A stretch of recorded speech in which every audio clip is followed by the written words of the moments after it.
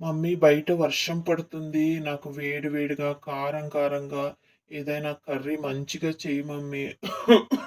దగ్గు, రొంపుతో బాధపడుతున్నాను mummy. Okay నాన్న. నీ నోటికి రుచిగా, కారం కారంగా, వేడి వేడిగా, రుచికరంగా మంచి క్రాబ్ కర్రీ చేస్తాను. ఇది మా నానమ్మ గారు మా చిన్నప్పుడు చేసి పెట్టేవారు. మాకు జలుబు, దగ్గు వస్తే ఈ కర్రీ తింటే మాకొక్క రోజులోనే జలుబు, దగ్గు అన్నీ మాయమైపోయాయి. ఆ కర్రీ నీకు చేసి పెడతాను. మరి ఆ కర్రీ చేద్దామా? చూడండి, ఈ పీతల కర్రీ ఎలా చేశానో ఏంటో మీరు పూర్తి వీడియో చూడాలంటే కింద లింక్ ఇస్తాను. దాన్ని క్లిక్ చేసి ఈ రుచికరమైన మంచి పీతల కర్రీ మీరు ఫుల్ వీడియో చూసి మీ ఇంట్లో చేసుకొని ఎలా వచ్చిందో కామెంట్ చేయండి.